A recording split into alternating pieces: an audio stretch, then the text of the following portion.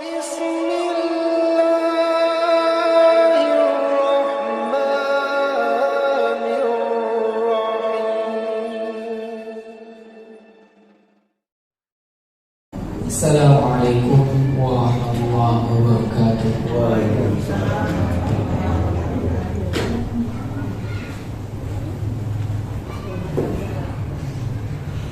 A'udzu billahi minasy syaithanir rajim.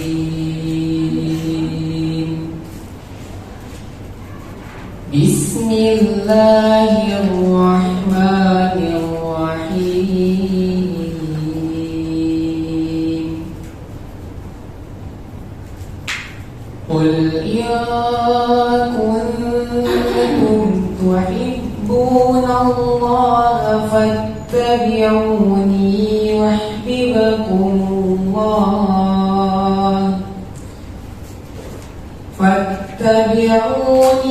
yuhibbukumullah wa yaghfir lakum dhunubakum wallahu ghafurur rahim. Qul athi'u Allaha war rasul fa in tawallaw fa inna Allaha la yuhibbul kafirin. Inna Allaha astafa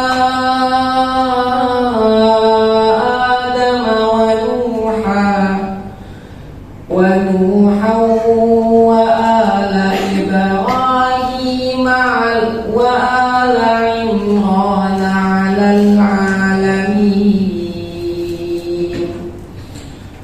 ذرية بعضها من بعض والله سميع عليم.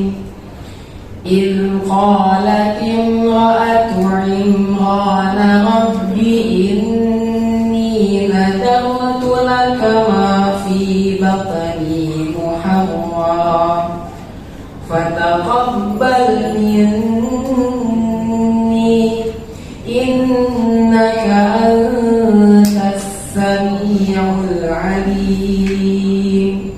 فلما وضعتها قالت رب إني وضعتها أنثى والله أعلم بما وضعت وليس الذكر كالأنثى وإني سميتها مريم وإني أعيذها بك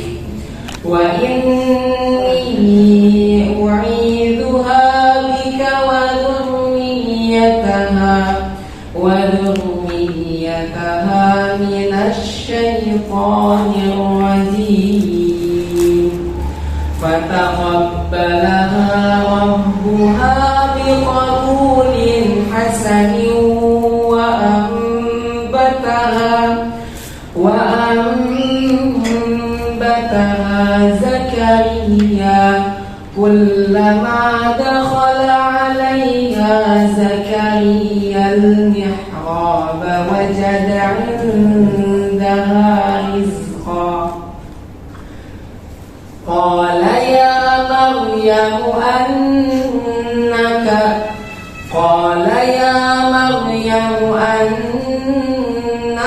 لك هذا قالت هو من عند الله إن الله يرزق من يشاء بغير حساب.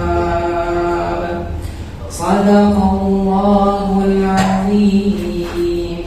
Assalamualaikum warahmatullahi wabarakatuh. Waalaikumsalam. Bismillahirrahmanirrahim. Assalamualaikum warahmatullahi wabarakatuh. Waalaikumsalam. Alhamdulillah alladzi arsala rasulahu bil huda wa dinil haq liyudhhirahu 'ala dini kullihi wa kafa billahi syahida. Asyhadu an la ilaha illallah wahdahu la syarikalah wa asyhadu anna Muhammadan abduhu wa rasuluh. Allahumma shalli wa sallim wa barik ala Muhammadin wa ala alihi wa ashabihi wa man ittaba'a hudahu wa mawalah. Subhanaka la ilma lana illa ma 'allamtana innaka antal alimul hakim. Allahumma anfa'na bima 'allamtana wa 'allimna ma yanfa'una wa zidna ilma. Allahumma inna nas'aluka ilman nafi'an wa rizqan thayyiban wa amalan mutaqabbalan. Ikhwatul iman yang dimuliakan Allah Subhanahu wa taala, jamaah yang berbahagia, alhamdulillah, puji syukur kita panjatkan kepada Allah Subhanahu wa taala. Salawat dan salam kepada Nabi Muhammad sallallahu alaihi wasallam, keluarganya, para sahabatnya, dan siapa saja yang mengikutinya hingga yaumul qiyamah. Pada malam hari ini saya ingin kita mengkaji ulang saja tentang beberapa hal yang terkait sholat sunnah. Dan ini di beberapa tempat di Masjid Ranting kita saya sampaikan ini karena berkaitan dengan banyaknya pertanyaan seputar itu.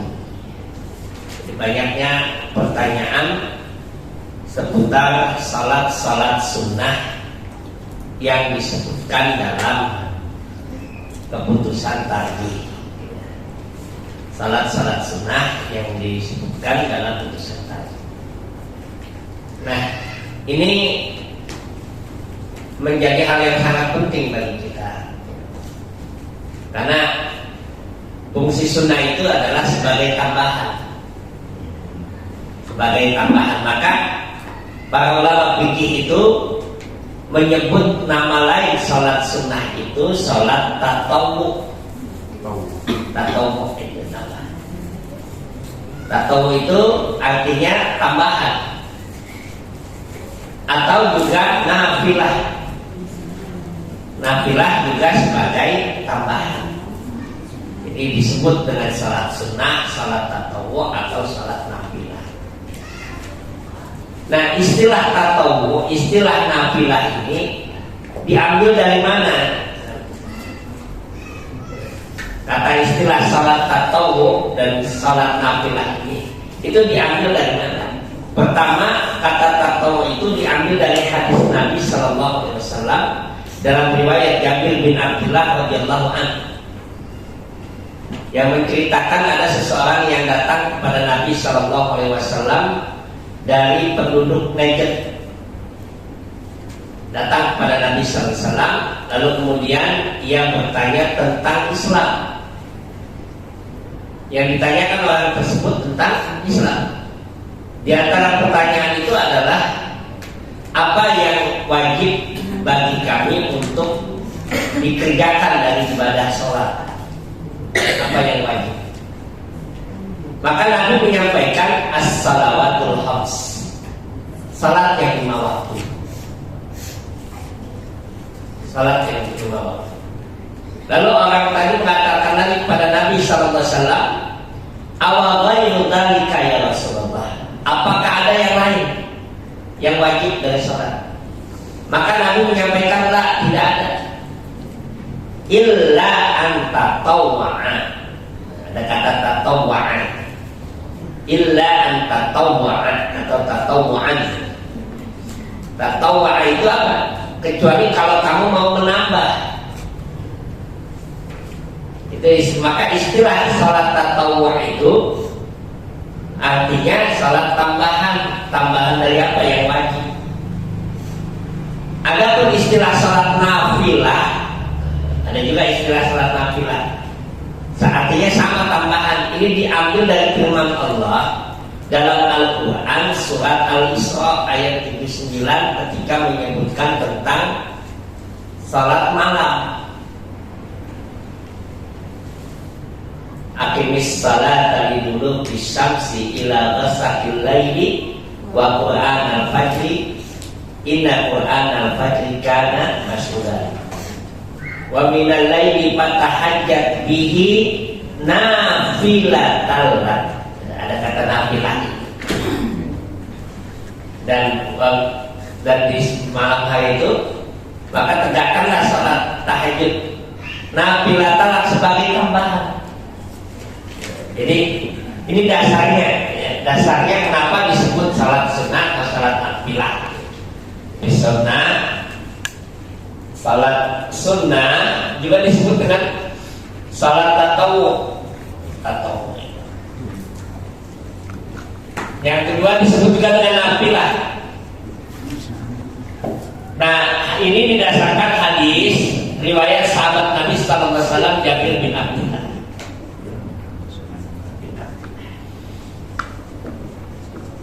Dan ini didasarkan firman Allah dalam Quran surat 17 mulai dari ayat 79. Ada kata nafilatallah wa minal laili fatahajjat bihi nafilatallah. Dan sebagian malam salatlah kamu, bertahajudlah kamu sebagai tambahan bagi kamu. Nah, maka itu salat sunnah. Pertanyaannya kemudian, apa sih gunanya kita menambah salat sunnah? Kita bertanya nih, apa urgensinya? Apa pentingnya kita salat sunnah? Urgensinya kita untuk melakukan salat sunnah. Kenapa? Kalau kita mengerjakan yang wajib saja udah masuk surga. Selesai. Ya.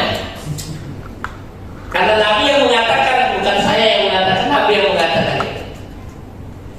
Datang orang Arab itu pada Nabi Sallallahu Alaihi Wasallam, lalu bertanya tentang Islam. Nabi menyebutkan antasada la ilaha illallah wa anna Muhammadar Rasulullah. Disebutkan rukun Islam. Lalu kemudian orang tadi bertanya lagi, wahai Rasulullah, ibadah salat apa yang wajib 5 waktu? Ada yang lain enggak? Kecuali kamu mau nambah.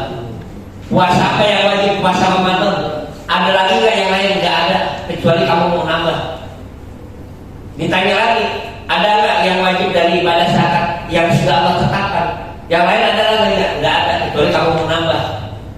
Setelah selesai orang itu bertanya, maka pergi orang itu. Sebelum pergi menyatakan kepada Nabi, ya Rasulullah, kalau begitu saya kerjakan yang wajib aja, nggak mau nambah sedikit pun. Luar biasa itu. Dan Nabi ketika orang itu pergi, Nabi tersenyum. Lalu kemudian menyatakan di hadapan para sahabatnya, kata Nabi Sallallahu Alaihi Wasallam, dakhalal jannata in sadaqa. Dia akan masuk surga kalau dia benar dengan ucapannya. Artinya dia kerjakan yang wajib saja masuk surga. Kalau sudah masuk surga, mau ngapain kita kerjakan yang sunnah? Kamu tanya. Ini urgensinya di sini. Apa urgensi kita salat sunnah tadi itu? Yang pertama itu nanti kita akan dapatkan dalam hadis Nabi Sallallahu Alaihi Wasallam, ya, berkaitan tentang urgensi salat sunnah ini dalam riwayat Imam An-Nasai dan Imam At-Tirmidzi.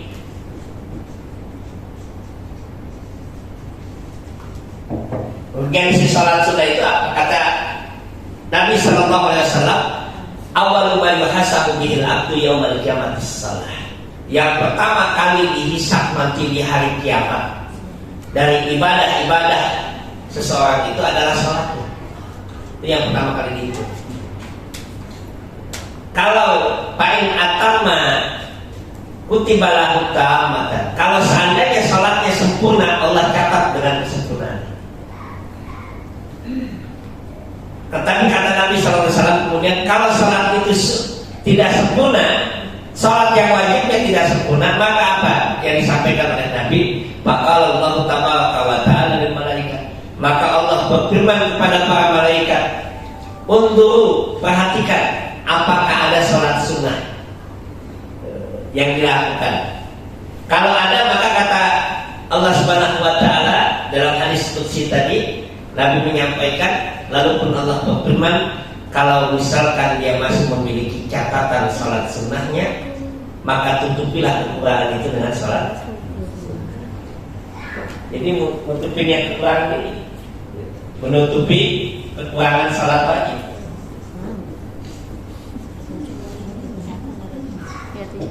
Yang wajib. Ini yang kita lakukan. Yang mungkin yang kurang dari sholat wajib kita, apa yang kurang? Mungkin kurang khusyuk. Lagi sholat masih ingat kompor, lagi sholat nyari kunci, ya, lupa air belum dimatiin apa masih, ya. Padahal matiin air susah itu, ya. Air mau dimatiin gimana caranya? Jadi ini menutupi kekurangan tadi salat sunnah tadi dalam hadis. Dalam hadis yang lain Nabi SAW nanti menyebutkan bahwa ibadah salat sunnah, ibadah sunnah itu apa? Untuk meninggikan derajat seseorang di surga. Ini meninggikan derajat.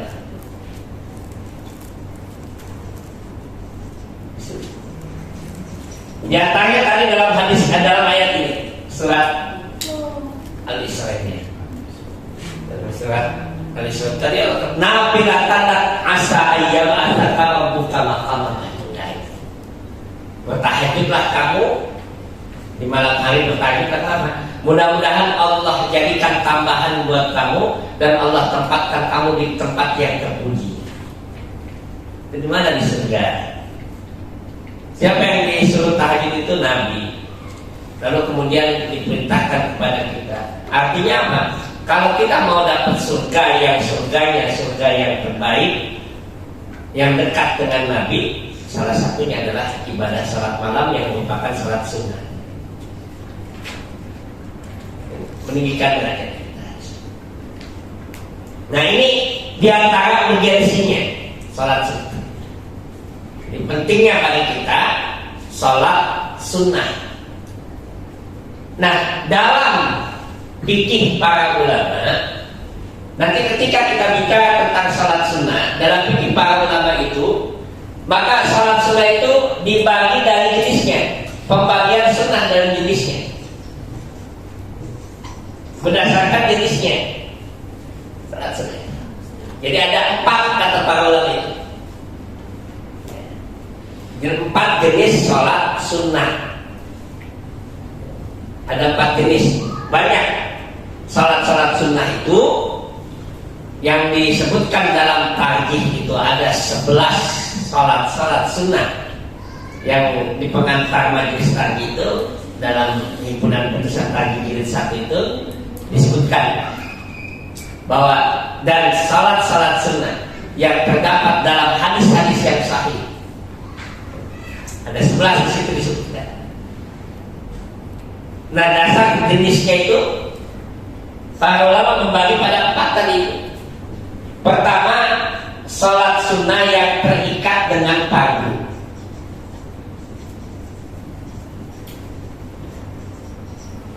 Yang kedua, salat sunnah yang terikat dengan waktu. Ini yang kemarin katakan. Yang ketiga, salat sunnah yang terikat dengan sebab. Dan yang keempat, salat sunnah mutlak, nggak ada ikatannya. Mutlak itu lepas, udah nggak ada ikatan. Mutlak, mutlak itu lepas, nggak ada ikatannya. Itu kalau diikat namanya bahasa Arab itu qayyidan, yuqayyidu taqyidan, qayyid itu ikat. Maka Imam Syafi'i itu menyatakan qayyidil ilma bil kitabati. Ikat ilmu itu kata Imam Syafi'i rahimahullah dengan apa? Dengan mencatat, menulis. Jadi kalau ilmu itu kalau mengikat dengan menulis. Kalau nggak ditulis lepas, bisa di luar kepala. Saking lepasnya di luar kepala itu. Pegang lagi.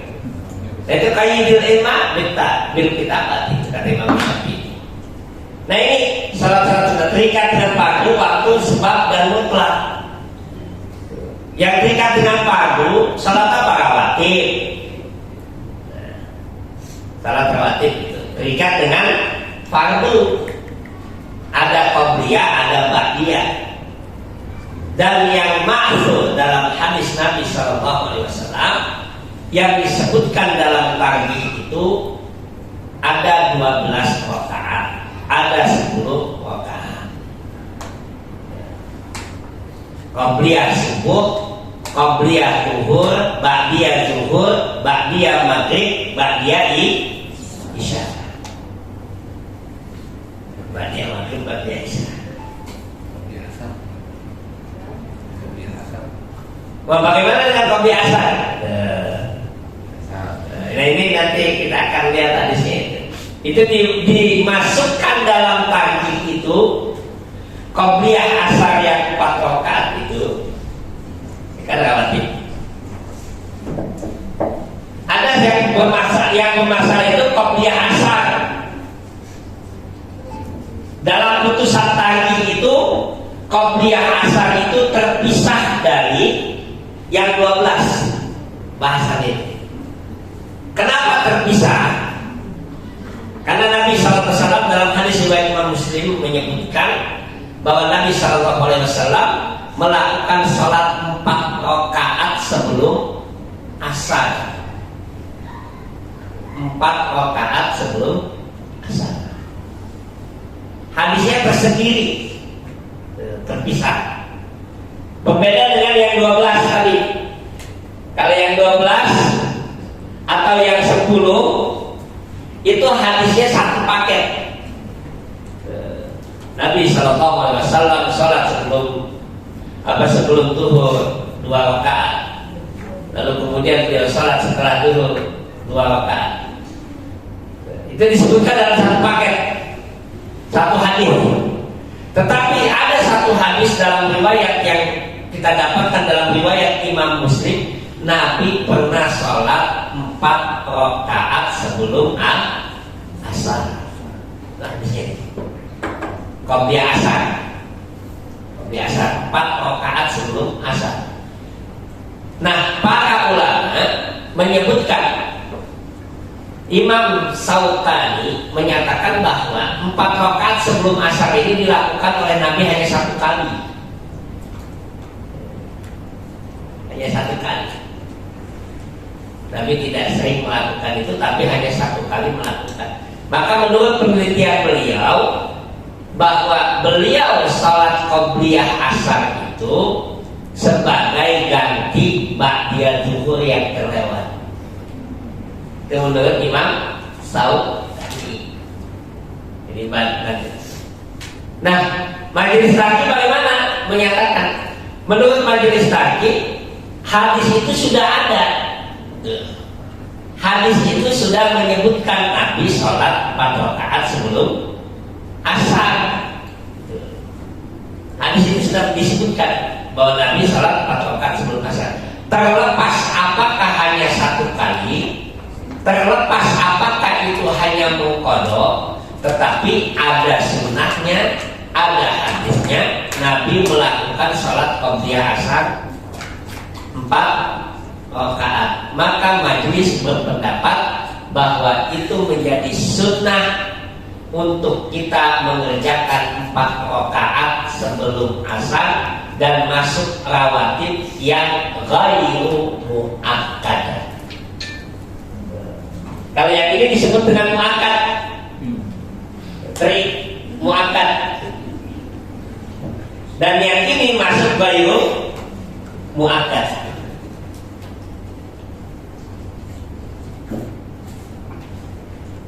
Nanti termasuk juga sholat sunnah qobliyah maghrib. Qobliyah maghrib gitu. Ini hadisnya banyak tentang qobliyah maghrib itu. Saya mencatat beberapa hadis Nabi SAW tentang qobliyah maghrib itu. Hadis Nabi SAW tentang qobliyah maghrib itu disebutkan dalam beberapa riwayat. Dalam beberapa riwayat itu, diantaranya dalam hadis riwayat Imam Muslim dari Muhtar bin Bultul, dari Anas radhiyallahu an menyebutkan kunna nusalli ala ahdi an-nabi sallallahu alaihi wasallam. Kami pernah sholat di masa Nabi sallallahu alaihi wasallam ada. Siapa itu Anas? Kami pernah sholat di masa Nabi masih hidup ada. Rakaataini ba'da ghurubi syams. 2 rakaat setelah terbenam matahari. Qabla salatil maghrib, sebelum salat maghrib. Siapa yang menceritakan itu tadi? Anas bin Malik. Anas radhiyallahu anhu ini sahabat Nabi yang kecilnya dengan Nabi. Mereka pernah sholat 2 rakaat sebelum maghrib. Fakultu, lalu aku berkata kepadanya, yaitu siapa yang berkata? Mukhtar tadi. Mukhtar itu berkata kepada Anas, akana Rasulullah sallallahu alaihi wasallam shallana. Apakah Rasulullah sallallahu alaihi wasallam salat itu salat 2 rakaat sebelum maghrib tadi itu? Kata Anas tadi tidak. Tapi tidak salat kana ya ana nusalliha falam ya'muna wa lam yanha. Nabi tidak sholat, Nabi melihat kami sholat, tapi juga tidak melarang, tidak menyuruh, tidak melarang. 2 rakaat sebelum maghrib. Sholat apa itu? Dan nanti dalam tanya jawab agama yang dibuat oleh Majelis Tarjih disebutkan bahwa sholat itu masuk dalam sholat yang apa? Sholat yang dia ghairu muakkad, artinya jarang dilakukan oleh Nabi SAW. Tidak pernah dilakukan oleh Nabi.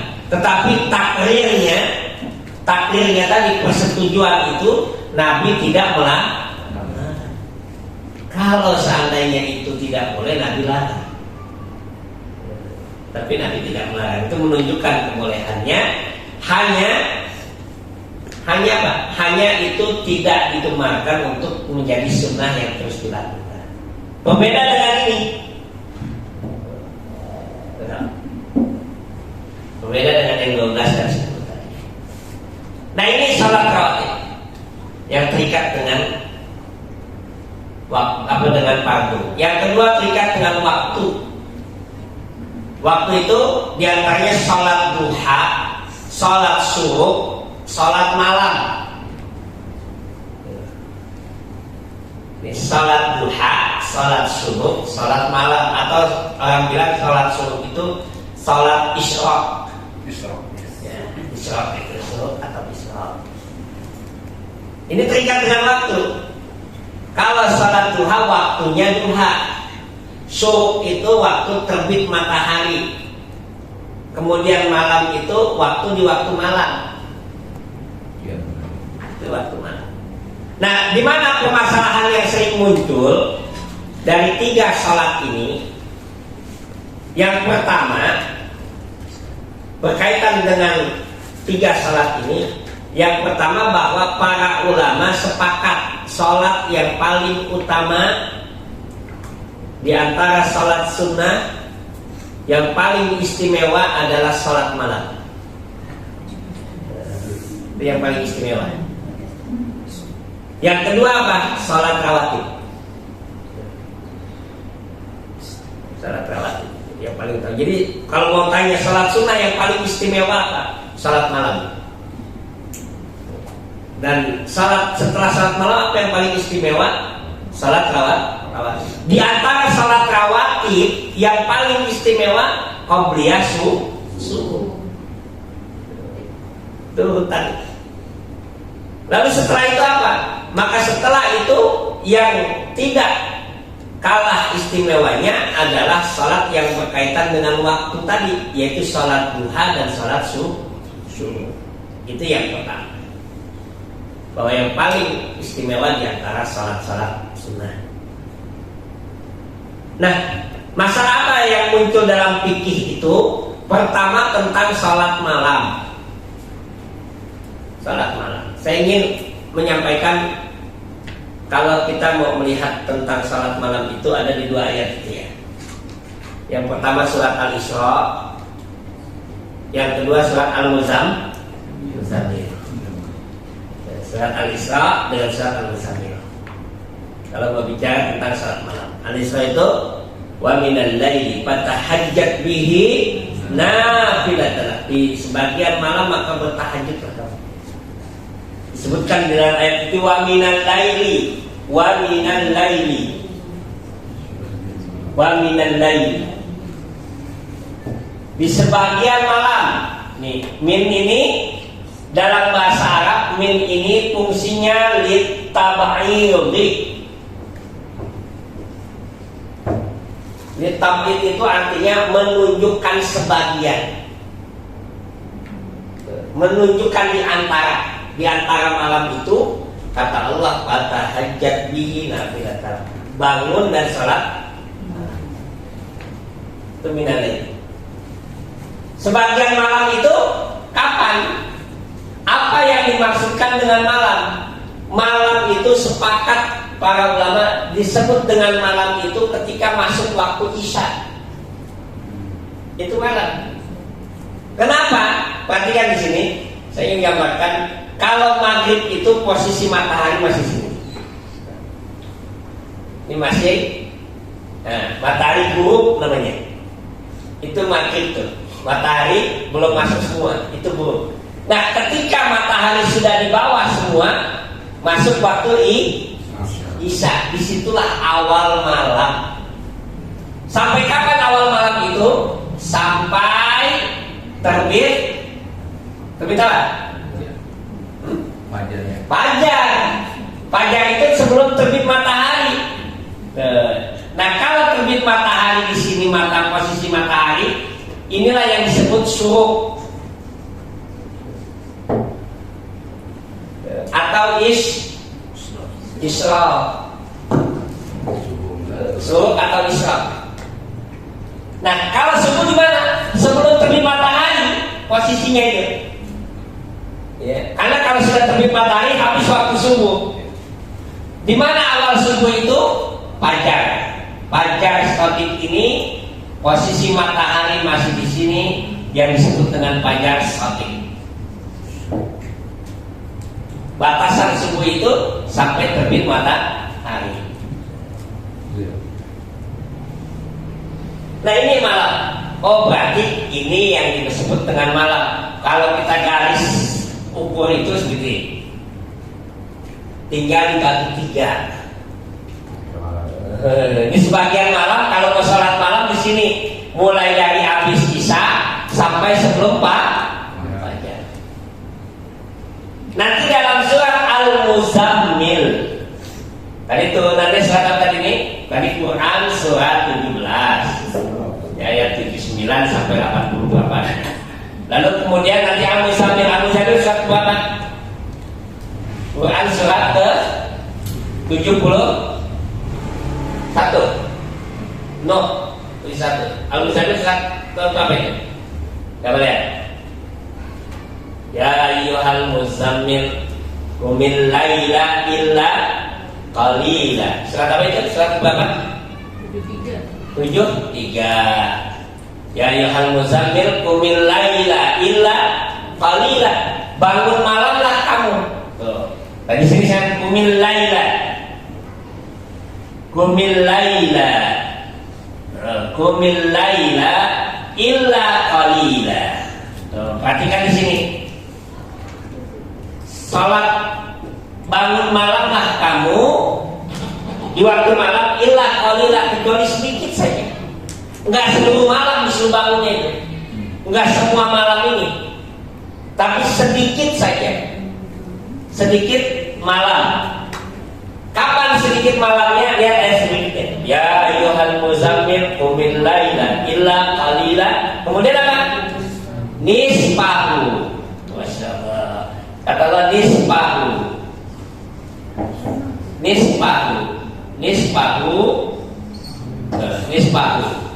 Setengahnya. Setengah malam di mana? Tengah malam.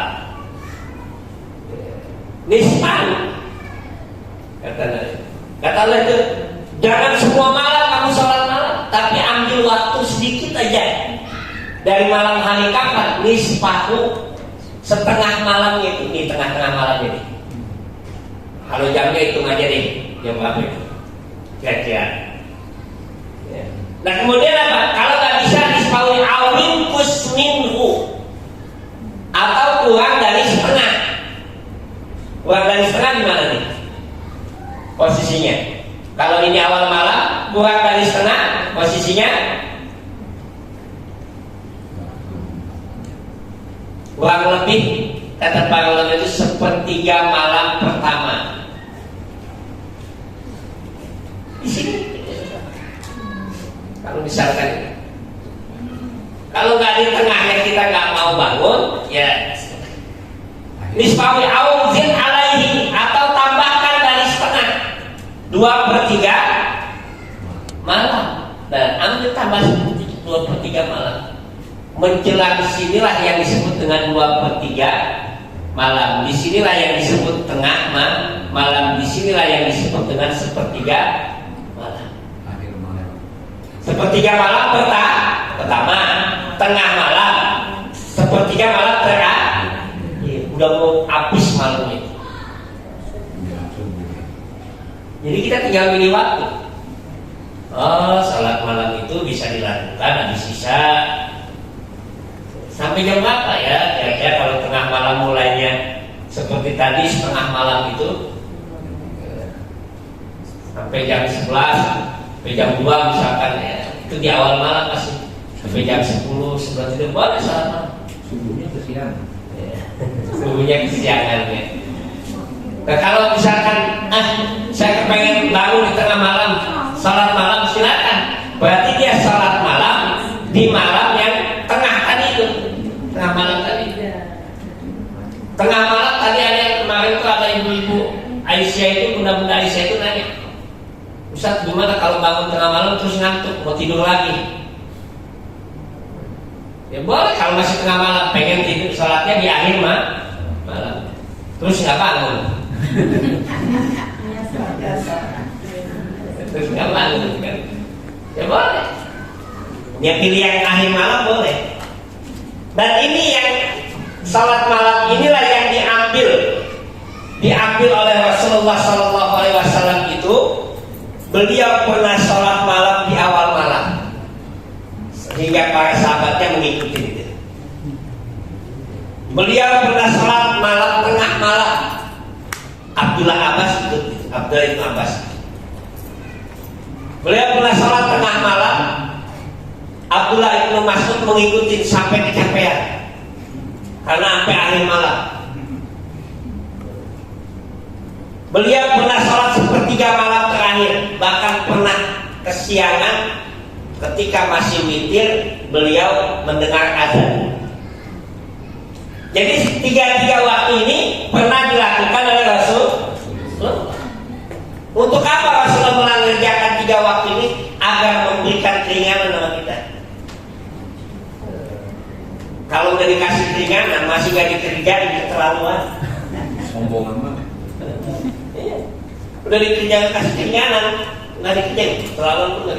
Jadi maka mau sepertiga malam tamat, setengahnya atau 2/3 silakan.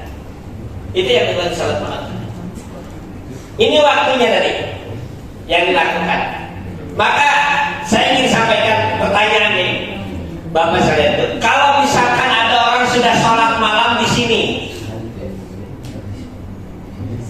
dia sudah salat malam terus tidur,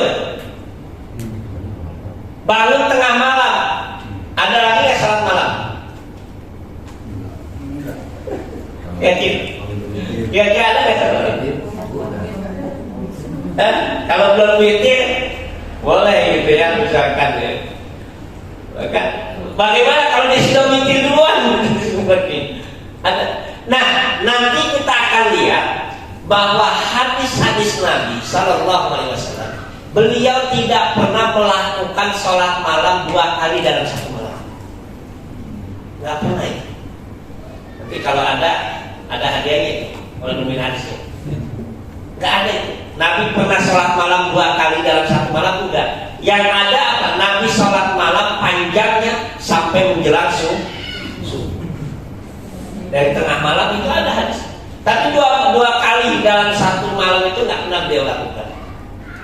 Kenapa ini harus kita pahami begitu? Artinya apa? Kalau orang sudah melakukan sholat tarawih di malam hari, di awal malam ini, maka dia sudah tidak perlu lagi sholat malam.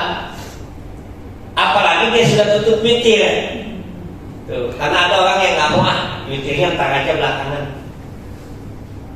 Saya pengen nambah lagi gitu misalkan. Padahal kalau dia mau beribadah dengan baik, cukup dia selesaikan aja witirnya. Kalau dia bangun tengah malam, nanti apa yang dia lakukan? Dia bisa melakukan sholat sunnah yang lain. Sholat sunnah apa, Bu? Wudu. Bisa dia lakukan. Dia bisa beristighfar, memohon ampun. Dia bisa membaca Quran, bisa lakukan ibadah yang lain. Dan ini yang dilakukan oleh Abu Bakar As-Siddiq.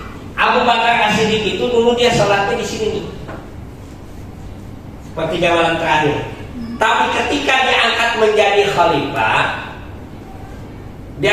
khalifah, usia beliau sudah agak tua, ya sudah senior, maka nggak sanggup untuk bangun malam lagi. Apalagi dia jadi khalifah begitu capek, udah dia sholatnya di awal malam. Bangun itu menjelang subuh. Itu yang dilakukan oleh Abu Bakar As-Siddiq dalam sejarahnya. Jadi kita boleh memilih itu. Ini salat malam tadi itu. Dan ini pertanyaannya kemarin itu seputar salat malam itu berkaitan dengan itu. Itu permasalahan fikih.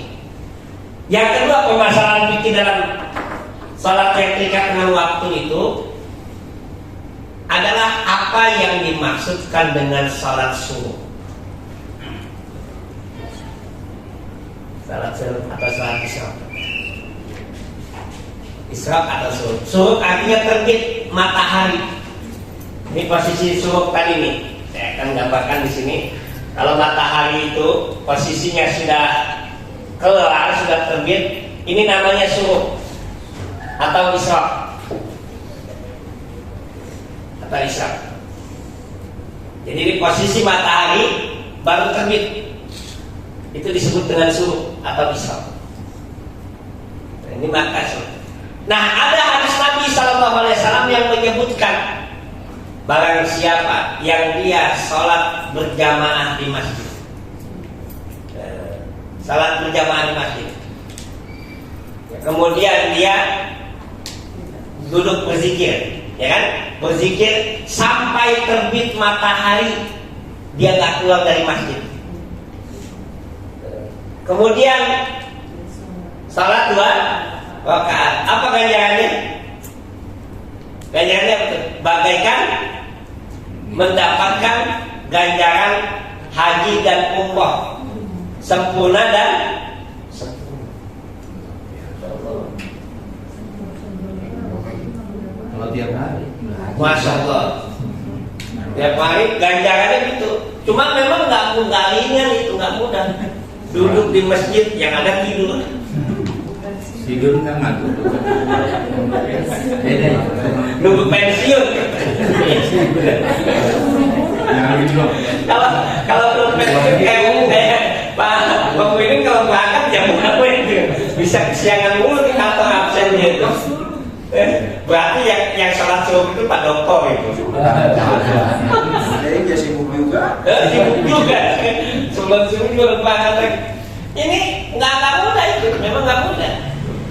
Duduk berzikir, yang baca Quran atau pengajian taklim sampai terbit matahari, masuk waktu subuh, lalu dia sholat 2 rakaat, maka dia mendapatkan ganjaran haji dan umrah sempurna dan sempurna. Dan itu nggak mudah. Ada ibu-ibu yang protes, kalau wanita kan di rumah bagaimana? Dapat nggak pahala ini? Nggak dapat. Karena satu paket. Barang siapa yang sholat di masjid berjamaah, itu hadisnya satu paket. Lalu berzikir, jadi bukan di rumah itu. Hadisnya satu paket. Nah, ini keutamaan subuh. Berarti ada sholat subuh atau isyraq. Permasalahannya kemudian waktunya kapan? Karena adanya hadis Nabi SAW La salata ba'da tatlu'as syams. Tidak ada salat ketika matahari terbit. Tidak ada salat. Nah ini ada salat, kemudian tidak ada salat, kan bertentangan itu. Maka hadis ini kemudian dijamak, dikumpulkan oleh para ulama. Waktu syuruk itu waktu terbit matahari. Waktu yang dilarang itu waktu tulu, sama dengan terbit matahari. Maka lewatkan waktu itu sampai matahari di atas garis. Ya. Nah kalau matahari sudah naik dari garis, maka itu masuk waktu duha. Iya, berarti syuruk itu awal duha. Jadi ada istilah salat syuruk, salat duha sebenarnya itu. Kalau dia berada di masjid. Jadi kalau dia berada di masjid, dia namanya salat duha di awal waktu. Kapan waktunya itu? Kalau matahari sudah naik semua, sepenggalan tuh, maka lewati kurang lebih 7-14 menit setelah waktu syuruk. Jadi matahari sudah lewat, baru sudah. Nah ini yang disebut dengan salat syuruk duha di awal waktu. Yang kemudian keutamaannya apa? Seperti haji dan umrah pahalanya. Dan dalam hadis yang lain nanti waktu duha yang kedua yang utama itu adalah ketika onta-onta mulai kepanasan. Kira-kira jam berapa itu? Kita nggak punya onta soalnya. Ketika jemuran mulai kering. Jadi kalau bahasa Islam Nusantara begitu. Sekarang hujan terus. Hujan terus. Artinya ketika matahari sudah mulai ada panasnya, ada sinarnya. Kira-kira jam 9 sekarang kalau lagi panas udah terasa. Nah itu waktu terbaik yang kedua. Perhatikan, kalau tadi duha itu waktu yang pertama itu subuh ya, awal duha itu. Nah ada waktu yang kedua ketika onta-onta itu kepanasan kata Nabi itu. Kira-kira mungkin jam 9 sampai jam 10 ya. Sekitar itulah kita salatnya ketika matahari itu sudah mulai agak panas. Waktu yang kedua, apa kata Nabi sallallahu alaihi wasallam? Bahwa fahiya salatul awwabin. Nah, perhatikan di sini. Kata Nabi sallallahu alaihi wasallam, itulah salat orang-orang yang kembali bertobat kepada Allah. Itu maka disebut salat awwabin.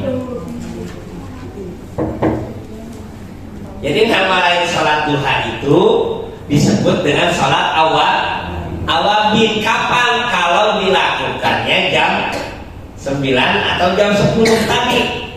Kalau dilakukannya dia lagi di masjid di awal waktu, maka salat duha itu disebut dengan pahala salat subuh. Nanti ada lagi di akhir waktunya. Kalau nggak bisa mengerjakan yang ini, yang paling terakhir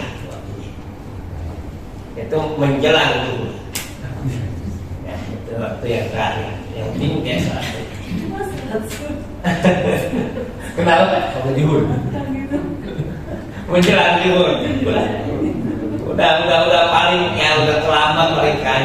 Maka kalau melihat, perhatikan, saya ingin menutup ini. Ya, sudah jam 9 lewat itu. Saya ingin menutup ini. Kenapa para ulama membagi sholat tadi yang terikat dengan waktu itu sholat malam dengan sholat duha dan namanya tadi subuh atau awabin gitu ya. Kenapa menyebutkan duha dan sholat malam itu? Inilah yang disebut oleh Aisyah ketika Aisyah ditanya, ya Aisyah, apakah Rasulullah itu sholat malam? Sholat duha. Maka kata Aisyah, Rasulullah tidak sholat duha, tetapi saya sholat duha. Saya sholat duha, kata Aisyah. Rasulullah tidak sholat duha, tapi saya sholat duha. Dalam hadis yang lain Nabi menyuruh bahwa siapa yang sholat duha 4 rakaat, bagaikan dia bersedekah dengan seluruh ruas tulangnya. Ruas tulangnya jumlah berapa? 366 ruas tulang. Maka sejumlah itulah dia bersolat. Ketika dia sholat duha 4 rakaat, artinya Nabi menyuruh untuk sholat duha. Tapi ketika ditanya Aisyah, Nabi sholat duha enggak? Tapi saya sholat duha. Kenapa? Karena Nabi lebih mengutamakan sholat malam. Aisyah ngegangguin suaminya sholat malam.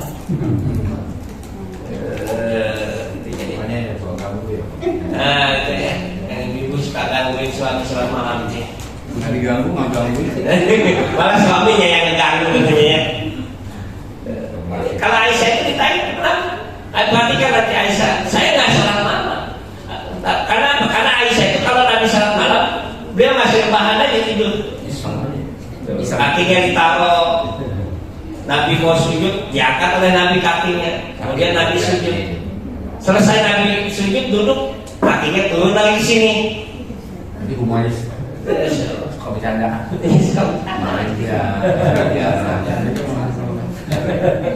Nah ini Aisyah tadi. Tapi beliau menggantinya sholat Tuhan. Sama seperti ketika i'tikaf. Aisyah itu ketika Rasulullah SAW itu beriktikaf Ramadan di 10 hari terakhir, Aisyah nggak pernah iktikaf. Karena beliau menyiapkan rumahnya, kebutuhan Rasulullah. Tapi setelah Rasulullah wafat, Aisyah ketika masuk Ramadan, Aisyah mendirikan tenda di samping Masjid Nabawi. Dan beliau beriktikaf di 10 terakhir. Lalu diikuti oleh istrinya yang lain. Itu luar biasa. Jadi kenapa tidak iktikaf? Karena kedudukan suaminya. Aisyah juga dia punya kebiasaan mengkodok puasa Ramadannya di ujung. Mau dekat Ramadan baru dikodok. Jadi ibu-ibu yang mengkodoknya belakangan itu ngikutin Aisyah itu. Ya, Hidupnya zaman dulu gitu.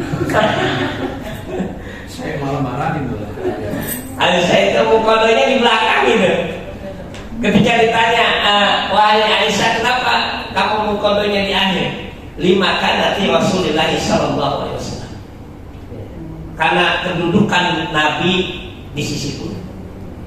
Beliau khawatir jangan-jangan Nabi lagi pengen pas hari puasa. Jadi beliau kan mengkodoknya nanti pas di ujung baru.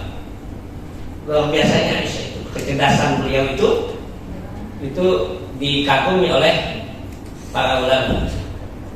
Allah Subhanahu. Jadi ini cara beragama. Nah ini salat sunnah tadi. Nanti yang sebab ada salat sebab dan mutlak. Nah termasuk salat mutlak yang sering dipertanyakan itu, apakah salat yang mutlak itu? Diantaranya para ulama menyebutkan salat wudhu. Karena wudhu itu masuk mutlak dan masuk sebab. Dan salat wudhu itu hadisnya kita akan dapati dalam beberapa hadis. Di situ disebutkan kata taubat. Maka orang suka menyebutnya dengan salat taubat. Jadi ada kata taubat itu. Maka di tarjih itu nanti dalam tanya jawab tarjih, ya, tanya jawab putusan agama itu akan kita dapati hadis tentang salat taubat itu dalam beberapa riwayat yang sahih. Saya sebutkan satu di antaranya, ya, dalam riwayat yang kita dapatkan dalam riwayat Imam At-Tirmidzi dan Imam Muslim, ya. Nabi sallallahu alaihi wasallam menyebutkan man tawadda'a nahwa wuduhi hadza summa shalla raka'ataini. Ini perkataan sahabat Nabi sallallahu alaihi wasallam Utsman bin Affan. Barang siapa yang dia berwudu seperti wuduku ini, yaitu wudu yang dipraktekkan oleh Utsman, karena aku mendengar Rasulullah bersabda seperti itu. Barang siapa yang berwudu seperti wuduku ini, summa shalla raka'ataini, kemudian dia salat 2 rakaat, la yuhadithu biha, dia tidak bercakap-cakap di dalam dirinya, ghafarallahu ma taqaddama min dzambihi. Artinya dia khusyuk dalam salatnya, lalu memohon ampun kepada Allah, Allah akan ampunkan dosanya yang telah lalu. Ini ada kata ampunan, maka disebutlah itu dengan salat taubat. Disebut juga dengan salat wudhu. Karena ada sebab. Maka nanti salat taubat dan salat wudhu itu termasuk sholat mutlak yang dipahami oleh majelis taklim. Nah ini Fathul Iman yang dimakan Allah Subhanahu Wa Taala, kajian kita mengkaji ulang ya, karena berkaitan bulan nanti dekatnya dengan bulan Ramadan. Ya. Kita masih berada di akhir bulan Rajab. Ya. Rajab itu artinya adalah mengagungkan dan memuliakan. Ya. Kalau bulan Rajab itu istimewanya apa? Bulan Rajab itu termasuk bulan haram, termasuk bulan yang dimuliakan Allah. Jadi beramal di bulan Rajab dengan amal ketaatan Allah lipat gandakan. Dalam bulan Rajab beramal dengan ketaatan Allah lipat gandakan. Nah, dan Rajab itu kata para ulama adalah bulannya untuk kita menanam. Ya, menanam, membiasakan menanam. Dan nanti bulan Sya'ban adalah bulannya kita menyiram. Bulan Ramadan bulannya kita untuk panen pahala. Jadi saya selalu bilang, kemarin saya bilang sama ibu, jangan kalah sama tukang timun suri. Ya, masa tukang timun suri itu udah nanam timun suri dari sekarang, ya kan? Kenapa? Karena panennya di awal harganya bulan Rajab itu mereka udah mulai membajak sawahnya, udah mulai nanam-nanamnya. Lalu kenapa? Nanti ketika bulan Sya'ban mereka tinggal nyiramin saja. Dan bulan Ramadan, awal bulan Ramadan harga lagi tinggi, mereka sudah panen. Itu timun suri. Nah, kita ibadah Ramadan biasa-biasa aja. Tukang timun suri aja pakai perencanaan yang luar biasa. Kalau mati suri gimana? Mati suri ya. Nah ini yang kita kaji, mudah-mudahan ada manfaatnya. Aku lupa lihat wassalamualaikum warahmatullahi wabarakatuh. Wassalamualaikum warahmatullahi wabarakatuh.